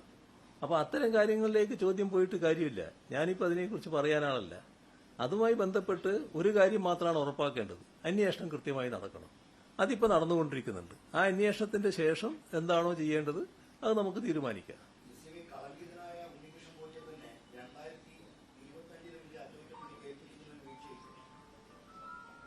ഞാൻ പറഞ്ഞല്ലോ കാര്യങ്ങൾ. ഇതുമായി ബന്ധപ്പെട്ട് അന്വേഷണം നടന്നിട്ട് ആരൊക്കെയാണ് അന്വേഷണത്തിന്റെ ഭാഗമായി ബലം കണിഞ്ഞോ ബലം കണിയാതെയോ ജയിലിലേക്ക് പോകുന്നത് നമുക്ക് നോക്കാം. അതല്ലേ നല്ലത്. അതിനെന്തിനാണ് ഇത്ര ധൃതിപ്പെടുന്നത്? ശബരിമലയ്ക്ക് പിന്നാലെ പല ക്ഷേത്രങ്ങളിൽ നിന്നും പലതരത്തിലുള്ള വാർത്തകളും വരുന്നുണ്ട്. സാമൂതിരിയുടെ നിയന്ത്രണത്തിലുള്ള തിരൂർ തൃക്കണ്ടിയൂർ ക്ഷേത്രത്തിൽ വലിയ സാമ്പത്തിക ക്രമക്കേടെന്ന ആരോപണമാണ് ഉയരുന്നത്. 2021 ശേഷം ഈ ക്ഷേത്രത്തിൽ ഓഡിറ്റ് നടത്തിയിട്ടില്ല. ക്ഷേത്രത്തിലെ വരവ് ചെലവ് കണക്കുകളും സ്വർണം വെള്ളി ആഭരണങ്ങളുടെയും ഉരുപ്പടികളുടെയും കണക്കുകളും പരിശോധിക്കണമെന്നാണ് ആവശ്യം. മുൻപ് ക്രമക്കേട് നടത്തിയ ഉദ്യോഗസ്ഥനെ മാപ്പപേക്ഷയുടെ അടിസ്ഥാനത്തിൽ തിരിച്ചെടുത്തു. ഇക്കാര്യത്തിലടക്കം പുനഃപരിശോധന വേണമെന്നാണ് ക്ഷേത്ര ഭക്തജന സമിതിയുടെ ആവശ്യം. ശ്രീ സുനിൽകുമാർ എന്നുള്ള ആൾ ഇവിടെ എക്സിക്യൂട്ടീവ് ഓഫീസർ ആയിട്ടിരിക്കുന്ന കാലഘട്ടത്തിൽ ഇപ്പോൾ പുറത്തു വന്നിരിക്കുന്ന ഓഡിറ്റിംഗ് റിപ്പോർട്ട് പ്രകാരം ഏകദേശം 10 ലക്ഷം രൂപയുടെ മുകളിൽ 8 ലക്ഷം ടു 10 ലക്ഷം രൂപയുടെ അടുത്ത് ഇവിടുന്ന് പോയിട്ടുണ്ട്, ഫണ്ട് നഷ്ടപ്പെട്ടിട്ടുണ്ട്. അത് തിരിച്ച് അടയ്ക്കണം എന്നുള്ളതാണ് ജനങ്ങളുടെ ആവശ്യം. അതിന് പുറമെ ഇദ്ദേഹത്തിനെ ഡിസ്മിസ് ചെയ്തിരുന്നു. സസ്പെൻഷൻ മാത്രമല്ല, അന്വേഷണ വിധമായിട്ട് ആദ്യം സസ്പെൻഡ് ചെയ്തു, അതിനുശേഷം ഡിസ്മിസിലാക്കി. ഈ ഡിസ്മിസ് ചെയ്ത ആളെനെ വീണ്ടും ഇതിൽ യാതൊരു ഫണ്ടും തിരിച്ചു വരാതെ, റിക്കവറി നടക്കാതെ, അന്വേഷണം നടക്കാതെ അദ്ദേഹത്തിന് തിരിച്ചെടുത്തിട്ടുണ്ട്. അതെന്തിൻ്റെ അടിസ്ഥാനത്തിലാണെന്നുള്ളതാണ് ഞങ്ങൾക്ക് അറിയാൻ താല്പര്യം. ഒരു ഇന്ത്യൻ നിയമപ്രകാരം നമ്മളൊരു കുറ്റം ചെയ്തിട്ട് മാപ്പപേക്ഷ കൊടുത്തു കഴിഞ്ഞ് കഴിഞ്ഞാൽ ഏത് കുറ്റമാണ് സാധൂകരിക്കപ്പെടുക? അങ്ങനെ സാധൂകരിക്കാൻ പാടില്ലല്ലോ. തെറ്റല്ലേ. തെറ്റിന് ശേഷം മാപ്പപേക്ഷ കൊടുത്തു എന്നുള്ളതാണ് ഓർഡറിൽ പറയുന്നുണ്ട്. മാപ്പപേക്ഷ കൊടുത്ത പ്രകാരം തിരിച്ചെടുത്തിരിക്കുന്നത്. അത് എന്തിൻ്റെ അടിസ്ഥാനത്തിലാണെന്ന് നമുക്കറിയില്ല. നമ്മളെ ദേവസ്വം, ഈ തൃക്കണ്ടിയൂർ ദേവസ്വത്തിൻ്റെ ഫണ്ടിലേക്ക് റിക്കവറി ആയിട്ടുള്ള യാതൊരു നടപടികളും ഇതുവരെ ഉണ്ടായിട്ടില്ല. തൃക്കണ്ടിയൂർ ഏകദേശം ഇപ്പോൾ 2021 വരെയുള്ള ഓഡിറ്റിംഗ് റിപ്പോർട്ട് പ്രകാരം തന്നെ 10 ലക്ഷത്തിൻ്റെ രൂപയുടെ അടുത്തിട്ട് ഇനി അതിൻ്റെ മുകളിലേക്ക് ആവാനേ സാധ്യതയുള്ളൂ. അതിനുശേഷം ഒരുപാട് അദ്ദേഹത്തിൻ്റെ നേതൃത്വത്തിൽ വീണ്ടും ഇവിടെ പരിപാടികളും കാര്യങ്ങളൊക്കെ നടന്നിട്ടുണ്ട്. ഫണ്ടുകൾ പല രീതിയിൽ തിരിമറി ചെയ്തതായിട്ടാണ് കാണുന്നത്. മൾട്ടി വൗച്ചറുകളായിട്ടും അതുപോലെ തന്നെ ഇവിടെ വന്ന സ്പോൺസറിങ്ങുകൾക്ക് രേഖയില്ലാതെയും, പിന്നെ ഇൻവെൻട്രി രജിസ്റ്റർ ഇല്ല, ഭൂസ്വത്തുകൾക്ക് രേഖകളില്ല, ഒന്നിനും ഒരു രജിസ്റ്ററും കീപ്പ് ചെയ്യാതെ ഇവിടെ കുത്തഴിഞ്ഞ ഡേ ബുക്ക് വരെ ഇല്ല. ഞങ്ങൾക്ക് ഇവിടെ ദേവൻ്റേതായിട്ടുള്ള സ്വർണം വെള്ളി പാരമ്പര്യമായിട്ടുള്ളതും വഴിപാട് വരുന്നതുമായിട്ടുള്ള പിന്നെ അസറ്റുകളുണ്ട് ഭഗവാന്റെ. അതിൽ വിളക്ക് വിടും, ഓട്ടുവിളക്കുകൾ, കുത്തുവിളക്കുകൾ, അങ്ങനത്തെ സംഭവങ്ങൾ. ഇതിലൊന്നും യാതൊരു കണക്കോ കാര്യങ്ങളോ ഇല്ല. 2019 നടത്തിയ ഓഡിറ്റ് പരിശോധനയ്ക്ക് ശേഷമാണ് അന്നത്തെ ദേവസ്വം എക്സിക്യൂട്ടീവ് ഓഫീസറായിരുന്ന സുനിൽകുമാറിനെ സസ്പെൻഡ് ചെയ്യുകയും പിന്നീട് ഡിസ്മിസ് ചെയ്യുകയും ചെയ്തത്. ഇദ്ദേഹത്തിൻ്റെ കാലഘട്ടത്തിൽ തൃക്കണ്ടിയൂർ ക്ഷേത്രത്തിൽ നടത്തിയ കാര്യങ്ങളിൽ ഇതിൽ ക്രമക്കേടുകളുണ്ട് എന്നാണ് കണ്ടെത്തിയത്. അത് പണത്തിൻ്റെ കാര്യത്തിലായിട്ട്, നിത്യ ചെലവുകളുടെ കാര്യത്തിൽ, അതേപോലെ താൽക്കാലികത്തിന് ജോലിക്ക് ആളെ വെച്ച കാര്യത്തിൽ, വരവ് ചെലവുകളുടെ കാര്യത്തിൽ തുടങ്ങി വിവിധ കാര്യങ്ങളിൽ ക്രമക്കേട് കണ്ടെത്തിയതിനെ തുടർന്നാണ് ഈ ഒരു നടപടി ഉണ്ടായിരുന്നത്. ഇതിന് അദ്ദേഹം നൽകിയ വിശദീകരണങ്ങൾ തൃപ്തികരമല്ലെന്ന് കാണിച്ചുകൊണ്ടാണ് അദ്ദേഹത്തെ ഡിസ്മിസ് ചെയ്യാനുള്ള ഉത്തരവും പുറത്തിറങ്ങി. സാമൂതിരി രാജ ട്രസ്റ്റ് തന്നെയാണ് ഈ ഉത്തരവും പുറത്തിറക്കിയത്. എന്നാൽ പിന്നീട് അദ്ദേഹം കോടതിയെ സമീപിക്കുകയും, സുനിൽകുമാർ കോടതിയെ സമീപിക്കുകയും താൻ മൂലമുണ്ടായ കാര്യങ്ങളിൽ ഖേദം പ്രകടിപ്പിക്കുകയും റീ ഓഡിറ്റ് നടത്തി എന്തെങ്കിലും ഈ അപാകതകൾ, ക്രമക്കേടുകൾ, സാമ്പത്തിക നഷ്ടം ഉണ്ടെങ്കിൽ കണ്ടെത്തിയാൽ തിരിച്ചടയ്ക്കാമെന്ന് സാമൂതിരിക്ക് സത്യവാങ്മൂലം നൽകുകയും ചെയ്തതിൻ്റെ അടിസ്ഥാനത്തിൽ അദ്ദേഹത്തെ തിരിച്ച് സർവീസിൽ പ്രവേശിപ്പിക്കുകയാണ് ചെയ്തത്. അദ്ദേഹം ഇപ്പോൾ മലയാള ദേവസ്വം എക്സിക്യൂട്ടീവ് ഓഫീസറായിട്ടാണ് ഇപ്പോൾ ജോലി ചെയ്യുന്നത്. അപ്പോൾ ഈ തിരിച്ചെടുത്ത നടപടി എന്തിൻ്റെ അടിസ്ഥാനത്തിലാണെന്ന ചോദ്യമാണ് ഭക്തജന സംഘം ഉന്നയിക്കുന്നത്. ക്രമക്കേട് കണ്ടെത്തിയെങ്കിൽ അത് തിരിച്ചടയ്ക്കുമെന്നൊരു സത്യവാങ്മൂലം നൽകിയതിൻ്റെ അടിസ്ഥാനത്തിൽ മാത്രം സർവീസിൽ തിരിച്ചെടുത്തത് ശരിയാണോ, അത് നിയമപരമായിട്ട് നിലനിൽക്കുന്നതാണോ എന്ന ചോദ്യം ഉയരുന്നുണ്ട്. അതോടൊപ്പം തന്നെ 2021 ശേഷം തൃക്കണ്ടിയൂരിൽ ഒരു ഓഡിറ്റ് നടന്നിട്ടില്ല. ആ ഓഡിറ്റ് നടത്തി ക്ഷേത്രത്തിൻ്റെ ഇപ്പോഴത്തെ സാഹചര്യം, വരവ് ചെലവ് കണക്കുകൾ, നഷ്ടമുണ്ടായെങ്കിൽ അത് എത്ര എന്നുള്ളത് കണ്ടെത്തണമെന്നൊരു ആവശ്യവും ഉന്നയിക്കുന്നുണ്ട്. മലബാർ ദേവസ്വം ബോർഡിൻ്റെ കീഴിലാണെങ്കിൽ പോലും മലബാർ ദേവസ്വം ബോർഡിൻ്റെ നിയന്ത്രണത്തിൽ നിയമാവലിയുടെ അടിസ്ഥാനത്തിലാണ് പ്രവർത്തിക്കുന്നതെങ്കിലും സാമൂതിരി ട്രസ്റ്റിനാണ് ആ ക്ഷേത്രത്തിൻ്റെ പരിപൂർണമായിട്ടുള്ള അവകാശമുള്ള, അധികാരമുള്ളത്.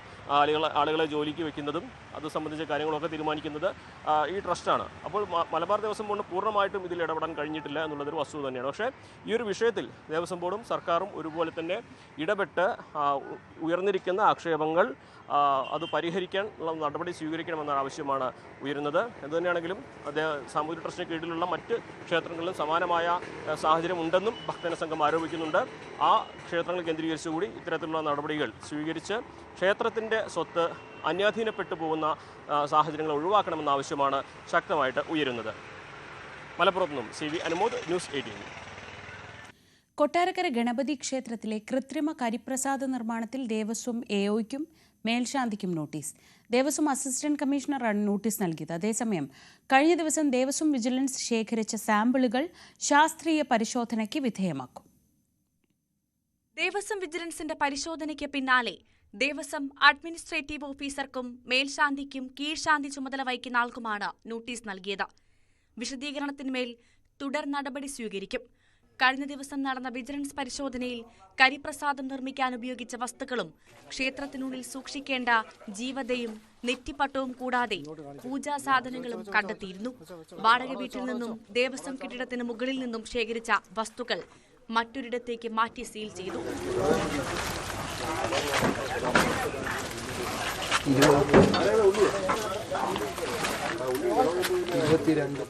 ശേഖരിച്ച സാമ്പിളുകൾ ശാസ്ത്രീയ പരിശോധന നടത്തും.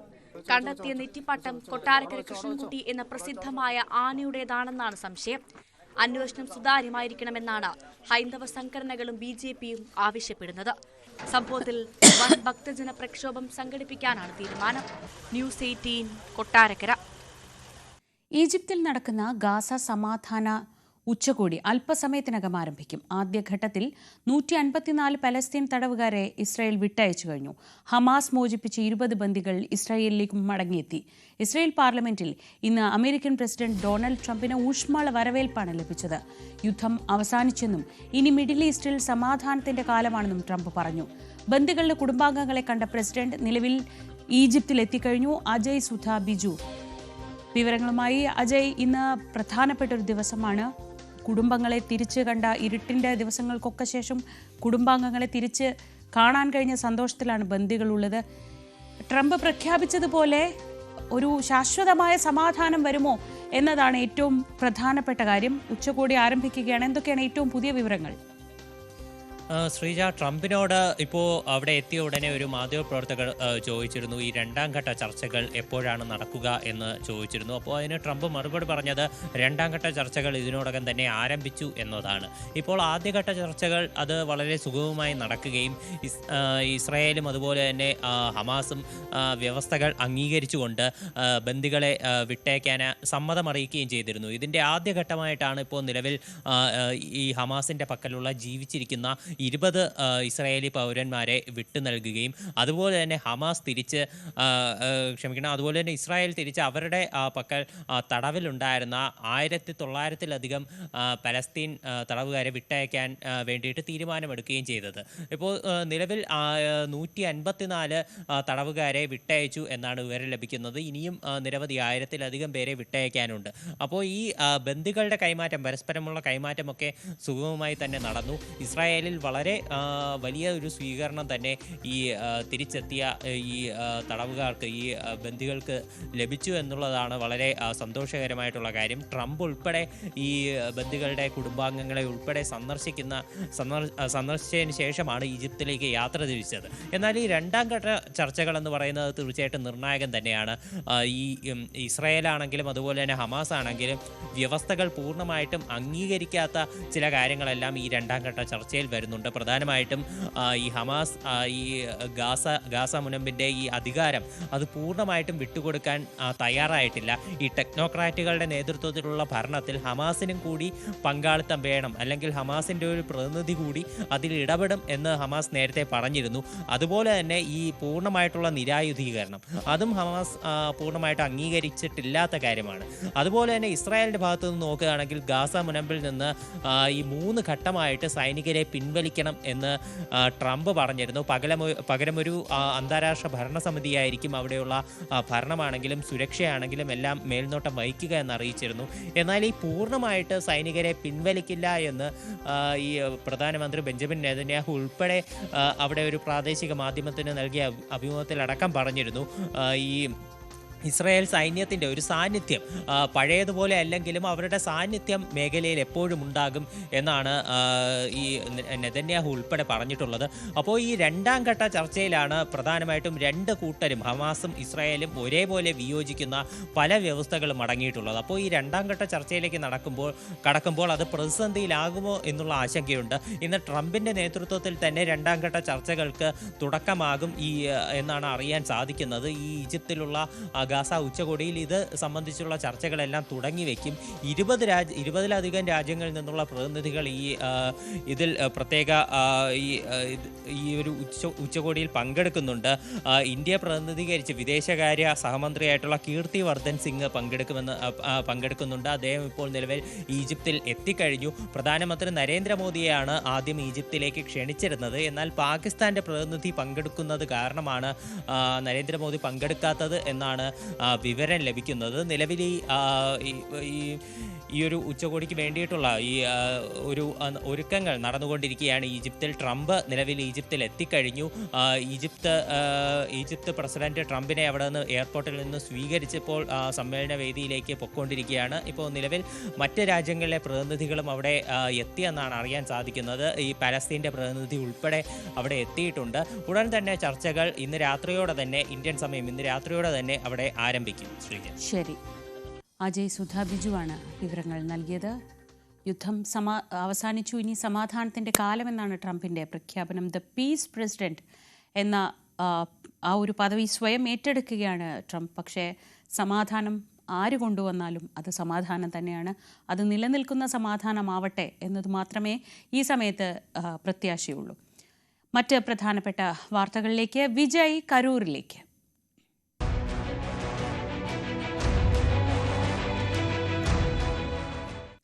കരൂർ ദുരന്തത്തിൽ തമിഴ്നാട് സർക്കാരിന്റെ പ്രത്യേക ജുഡീഷ്യൽ അന്വേഷണവും സുപ്രീംകോടതി റദ്ദാക്കി. കേസുമായി ബന്ധപ്പെട്ട എല്ലാ രേഖകളും ഉടൻ CBIക്ക് കൈമാറാനാണ് നിർദ്ദേശം. മദ്രാസ് ഹൈക്കോടതി നിയോഗിച്ച SIT അന്വേഷണവും സുപ്രീംകോടതി റദ്ദാക്കിയിരുന്നു. ഇതിനിടെ ഈ മാസം 17 വിജയ് കരൂരിലെത്തും. TVK ജില്ലാ പോലീസ് മേധാവിക്ക് നൽകിയ അപേക്ഷ അംഗീകരിച്ചതിനെ തുടർന്നാണ് സന്ദർശനം.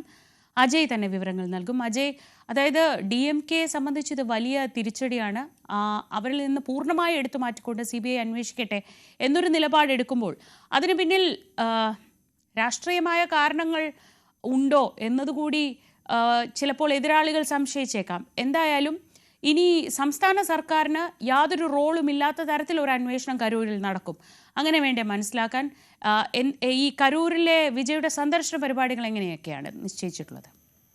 ശ്രീജ, തീർച്ചയായിട്ടും ശ്രീജ പറഞ്ഞതുപോലെ തന്നെ ഇത് DMK സർക്കാരിന് വലിയൊരു തിരിച്ചടിയും അതേസമയം TVKക്ക് വലിയൊരു ആശ്വാസം കൂടിയാണ്. കാര്യം കഴിഞ്ഞ ആഴ്ച മദ്രാസ് ഹൈക്കോടതി ഈ കേസ് പരിഗണിച്ചപ്പോൾ ഈ വിജയ്ക്കെതിരെയും അതുപോലെ തന്നെ TVKക്കെതിരെയും കടുത്ത വിമർശനങ്ങൾ നടത്തിയിരുന്നു. വിജയുടെ നേതൃപാടവത്തെ ഉൾപ്പെടെ ചോദ്യം ചെയ്തിരുന്നു. അതുപോലെ തന്നെ TVK എന്ന പാർട്ടിയുടെ ആ ഒരു അടിസ്ഥാന ഘടകത്തിനെ വരെ വിമർശിച്ചുകൊണ്ടുള്ള പ്രസ്താവനകൾ മദ്രാസ് ഹൈക്കോടതിയുടെ ഭാഗത്തു നിന്നുണ്ടായി. ഇതിനെ തുടർന്നാണ് ഇതിനുശേഷം ഈ കേസ് അന്വേഷിക്കാൻ വേണ്ടിയിട്ട് ഒരു പ്രത്യേക അന്വേഷണ സംഘം, ഒരു SITയെ രൂപീകരിക്കുന്നത്.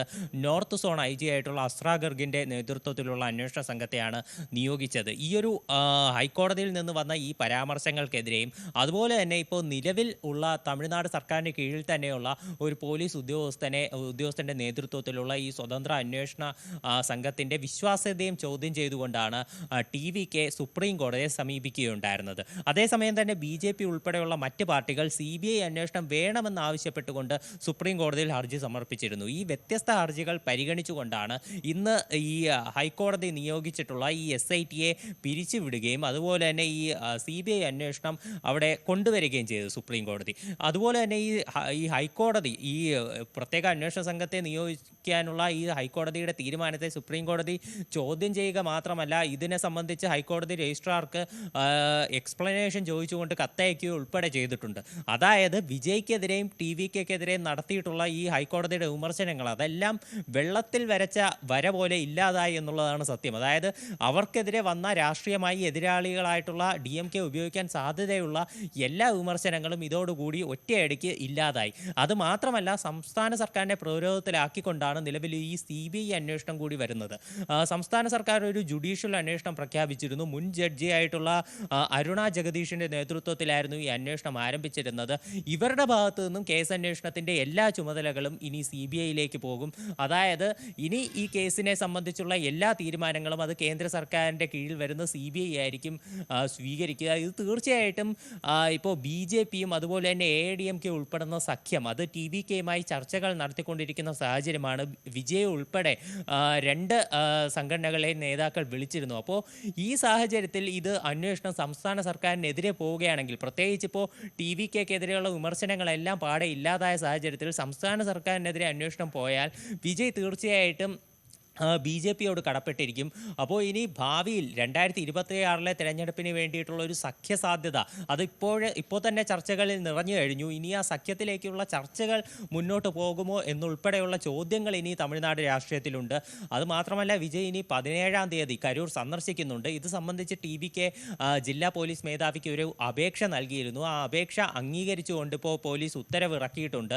അതുപോലെ തന്നെ TVK വളരെ വിചിത്രമായിട്ട് വിജയുടെ സുരക്ഷയ്ക്ക് വേണ്ടിയിട്ട് ഒരു നിരവധി നിർദ്ദേശങ്ങളും സമർപ്പിച്ചിരുന്നു. എയർപോർട്ടിൽ നിന്ന്, തിരുച്ചിറപ്പള്ളി എയർപോർട്ടിൽ നിന്ന് സമ്മേളന വേദി വരെയുള്ള സുരക്ഷ, പ്രത്യേക പാത രൂപീകരിക്കണം, മാധ്യമപ്രവർത്തകരെ നിയന്ത്രിക്കണം, പൊതുജനങ്ങളെ കടത്തിവിടാൻ പാടില്ല, അങ്ങനെ ഒരുപാട് നിയന്ത്രണങ്ങൾ TVK നിർദ്ദേശിച്ചിരുന്നു. ഇതിൽ ഏതൊക്കെ പോലീസ് പരിഗണിക്കും എന്നുള്ളത് ഒരു ആകാംക്ഷയുള്ള കാര്യം തന്നെയാണ്. 17-ാം തീയതി വിജയ സമ്മേളന വേദിയിൽ വെച്ച് ഈ NDA സഖ്യസാധ്യതയിൽ ഉൾപ്പെടെയുള്ള കാര്യങ്ങൾ, നിരവധി കാര്യങ്ങൾ ഇപ്പോൾ അണിയറയിൽ ചർച്ചയാകുന്നുണ്ട്. ഇതിൽ ഉൾപ്പെടെ വിജയ് മറുപടി പറഞ്ഞേക്കും എന്നാണ് ഇപ്പോൾ എല്ലാവരും പ്രതീക്ഷിക്കുകയും ചെയ്യുന്നത്. ശ്രീജ, ശരി. അജയ് സുധ ബിജുവാണ് വിശദമായ വിവരങ്ങൾ നൽകിയത്. അനിശ്ചിതത്വം ഒഴിഞ്ഞു, നയിക്കാൻ ജനീഷ്.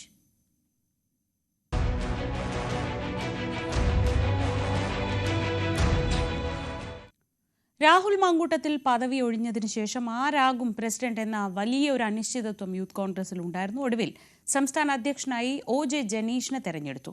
അധ്യക്ഷ സ്ഥാനത്തേക്ക് സജീവമായി പരിഗണിച്ചിരുന്ന ബിനു ചുള്ളിലിനെ വർക്കിംഗ് പ്രസിഡന്റാക്കി. KM അഭിജിത്തും അബിൻ വർക്കിയും ദേശീയ സെക്രട്ടറിമാരായും നിയമിക്കപ്പെട്ടു. ഷാഫി പറമ്പിലിന്റെ നോമിനിയായാണ് ജനീഷ് പ്രസിഡന്റ് സ്ഥാനത്തേക്ക് എത്തുന്നത്. ആഴ്ചകൾ നീണ്ട തർക്കങ്ങൾക്കും അനിശ്ചിതത്വങ്ങൾക്കും ഒടുവിലാണ് രാഹുൽ മാങ്കൂട്ടത്തിൽ വിവാദങ്ങളെ തുടർന്ന് രാജിവെച്ചൊഴിഞ്ഞ യൂത്ത് കോൺഗ്രസിന്റെ സംസ്ഥാന അധ്യക്ഷ സ്ഥാനത്തേക്ക് OJ ജനീഷിനെ തെരഞ്ഞെടുത്തത്. OJ ജനീഷിനെ അധ്യക്ഷനാക്കുന്നതിനായി ഷാഫി പറമ്പിലും അദ്ദേഹത്തെ അനുകൂലിക്കുന്നവരും നടത്തിയ സമ്മർദ്ദ നീക്കം ഫലം കണ്ടുവെന്ന് വേണം പറയാൻ. അവസാന നിമിഷം വരെ അധ്യക്ഷ സ്ഥാനത്തേക്ക് പരിഗണിക്കപ്പെട്ടിരുന്ന നിലവിലെ കമ്മിറ്റിയിൽ രാഹുലിന് ശേഷം ഏറ്റവും അധികം വോട്ടുകൾ ലഭിച്ച അബിൻ വർക്കിയെ ദേശീയ സെക്രട്ടറിയാക്കിക്കൊണ്ടാണ് ആ പുതിയ തീരുമാനം വന്നിരിക്കുന്നത്. അതോടൊപ്പം A ഗ്രൂപ്പിന്റെ പ്രതിനിധിയായി അധ്യക്ഷ സ്ഥാനത്തേക്ക് പരിഗണനാ പട്ടികയിൽ ഇടം പിടിച്ചിരുന്ന KM അഭിജിത്തിനെയും ദേശീയ സെക്രട്ടറി പദവിയിലേക്ക് നിയോഗിച്ചിട്ടുണ്ട്. അതേസമയം KC വേണുഗോപാലിന്റെ വിശ്വസ്തനായ അധ്യക്ഷനായേക്കുമെന്ന് ഏറെക്കുറെ ഉറപ്പായിരുന്ന ബിനു ചുള്ളിലിനെ വർക്കിംഗ് പ്രസിഡന്റാക്കിയാണ് നിയമിച്ചിരിക്കുന്നത്. എന്തായാലും വലിയ പൊട്ടിത്തെറികളില്ലാതെ യൂത്ത് കോൺഗ്രസിന്റെ പുതിയ സംസ്ഥാന അധ്യക്ഷനെ പ്രഖ്യാപിക്കാൻ കഴിഞ്ഞുവെന്ന ആശ്വാസത്തിലാണ് ദേശീയ നേതൃത്വം. പക്ഷേ അപ്പോഴും ഗ്രൂപ്പ് നേതാക്കളുടെ, പ്രത്യേകിച്ച് രമേശ് ചെന്നിത്തല നേതൃത്വം നൽകുന്ന I ഗ്രൂപ്പ് നേതാക്കളുടെ ഭാഗത്തുനിന്ന് ഇതുമായി ബന്ധപ്പെട്ട് തുടർന്നുണ്ടാകാൻ പോകുന്ന പ്രതികരണങ്ങൾ ഏത് തരത്തിലാകും എന്നത് രാഷ്ട്രീയ കേരളം ഉറ്റുനോക്കുകയാണ്. കാരണം തദ്ദേശ തെരഞ്ഞെടുപ്പിന് മാസങ്ങൾ മാത്രം ബാക്കി നിൽക്കുന്ന ഒരു സാഹചര്യത്തിൽ സമരരംഗത്ത് യുവജന സംഘടനയായ പ്രത്യേകിച്ച് യൂത്ത് കോൺഗ്രസിനെ തെരുവിൽ സമരങ്ങൾക്ക് നയിക്കേണ്ട പുതിയ അധ്യക്ഷൻ ആരാകണമെന്ന കാര്യത്തിൽ വലിയ തരത്തിലുള്ള ചർച്ചകൾ നടന്നിരുന്നു. പക്ഷേ അത് തർക്കങ്ങളിലേക്ക് വഴിമാറിയതോടെയാണ് അധ്യക്ഷനെ പ്രഖ്യാപിക്കുന്നത് ആഴ്ചകളോളം നീണ്ടുപോകുന്ന സാഹചര്യമുണ്ടായത്. അതിനെതിരെ വലിയ വിമർശനം ശക്തമായതിന് പിന്നാലെയാണ് ദേശീയ നേതൃത്വത്തിന്റെ ഇടപെടലുകൾക്കും ചർച്ചകൾക്കും അനുരഞ്ജന നീക്കങ്ങൾക്കും ഒടുവിൽ ഇപ്പോൾ OJ ജനീഷിനെ യൂത്ത് കോൺഗ്രസിന്റെ അധ്യക്ഷനായി പ്രഖ്യാപിച്ചിരിക്കുന്നത്. തൃശൂരിലെ മുൻ യൂത്ത് കോൺഗ്രസ് ജില്ലാ പ്രസിഡന്റ്, നിലവിലെ സംസ്ഥാന കമ്മിറ്റിയിലെ വൈസ് പ്രസിഡന്റ് കൂടിയാണ് OJ ജനീഷ്. സാമുദായിക സമവാക്യങ്ങളും ജനീഷിന് അനുകൂലമായി മാറിയെന്നാണ് അദ്ദേഹത്തെ പിന്തുണയ്ക്കുന്നവർ മുമ്പോട്ട് വെക്കുന്ന വാദം. എന്തായാലും ഈ വെല്ലുവിളി നിറയുന്ന ഒരു സമയത്ത്, വെല്ലുവിളി നിറഞ്ഞ ഒരു രാഷ്ട്രീയ സാഹചര്യത്തിൽ യൂത്ത് കോൺഗ്രസിനെ ഈ പൂർണ്ണമായി സമരരംഗത്ത് സജ്ജമാക്കി മുമ്പോട്ട് കൊണ്ടുപോകുന്ന വലിയ വെല്ലുവിളിയാണ് OJ ജനീഷിന് മുമ്പിൽ ബാക്കിയാകുന്നത്. ടാൻ കുര്യനാണ് വിവരങ്ങൾ നൽകിയത്. അതേസമയം പൊട്ടിത്തെറികൾ പതിയെ തുടങ്ങിക്കഴിഞ്ഞു. യൂത്ത് കോൺഗ്രസ് സംസ്ഥാന അധ്യക്ഷനെ പ്രഖ്യാപിച്ചതിൽ I ഗ്രൂപ്പ് അതൃപ്തരാണ്. അബിൻ വർക്കിയെ ഒതുക്കിയെന്നാണ് ആക്ഷേപം. രമേശ് ചെന്നിത്തല അടക്കമുള്ള നേതാക്കൾക്ക് നിലവിലെ തീരുമാനത്തിൽ അതൃപ്തിയുണ്ട്. 1.5 പതിറ്റാണ്ടിന് ശേഷമാണ് I ഗ്രൂപ്പിന് ഈ സ്ഥാനം നഷ്ടപ്പെടുന്നത് എന്ന പ്രത്യേകത കൂടിയുണ്ട്. അബിൻ വർക്കി നാളെ രാവിലെ 10 മണിക്ക് കോഴിക്കോട്ട് മാധ്യമങ്ങളെ കാണുന്നുണ്ട്. എന്താണ് അബിന് പറയാനുള്ളത് എന്ന് നമുക്ക് ആകാംക്ഷയോടെ കാത്തിരിക്കാം. അതേസമയം പതുക്കെ പൊതുവേദികളിൽ സജീവമാവുകയാണ്. ഇതിനിടയിൽ രാഹുൽ മാങ്കൂട്ടത്തിൽ പാലക്കാട് പിരായിരി പഞ്ചായത്തിലെ പൂഴിങ്കുന്നം കോൺക്രീറ്റ് റോഡ് ഉദ്ഘാടനം ചെയ്യാനെത്തിയ രാഹുലിന് നേരെ പക്ഷേ അവിടെ വലിയ പ്രതിഷേധമുണ്ടായി. വഴിയിലുടനീളം DYFI BJP പ്രവർത്തകർ പ്രതിഷേധിച്ചു. കോൺഗ്രസ് ലീഗ് പ്രവർത്തകർ രാഹുലിന് സംരക്ഷണം ഒരുക്കി. കാറിൽ നിന്ന് ഇറങ്ങി ഉദ്ഘാടന സ്ഥലത്തേക്ക് നടന്നു പോവുകയായിരുന്നു രാഹുൽ മാങ്കൂട്ടത്തിൽ. ഈ ശബ്ദ സന്ദേശങ്ങളെക്കുറിച്ചൊക്കെ ചോദിച്ചെങ്കിലും അദ്ദേഹം ഒന്നും സംസാരിച്ചില്ല. എല്ലാം സമയം വരുമ്പോൾ പറയാമെന്ന പതിവ് മറുപടിയായിരുന്നു ഇന്നും രാഹുൽ നൽകിയത്.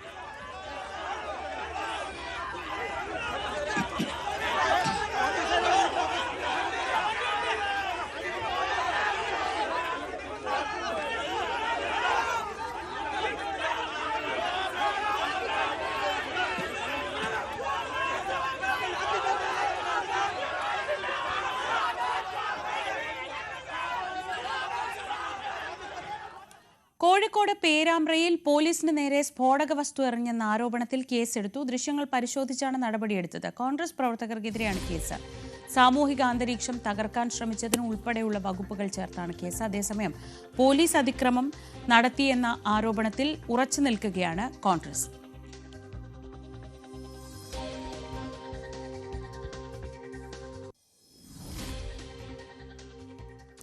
ഇനി മുകളിൽ ഒരാളുണ്ട്.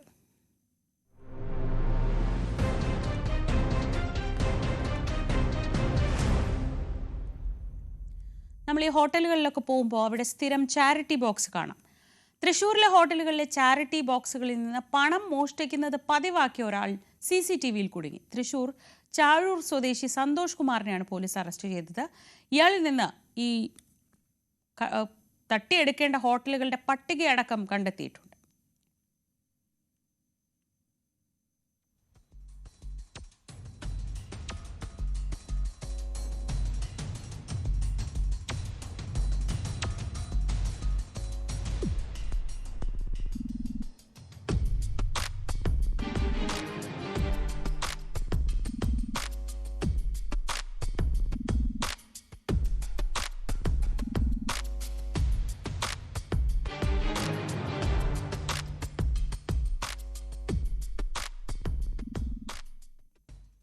മുകളിൽ അങ്ങനെ ഒരാളുള്ളത് കൊണ്ട്, ഒരു CCTV ഉള്ളത് കൊണ്ട് മാത്രം ആ മോഷണം ശ്രദ്ധയിൽപ്പെടുകയാണ്. എന്തായാലും ന്യൂസ് അറ്റ് 9 ഇതോടെ പൂർണ്ണമാവുകയാണ്. ഇനി പോലീസ് പെട്രോൾ കാണാം.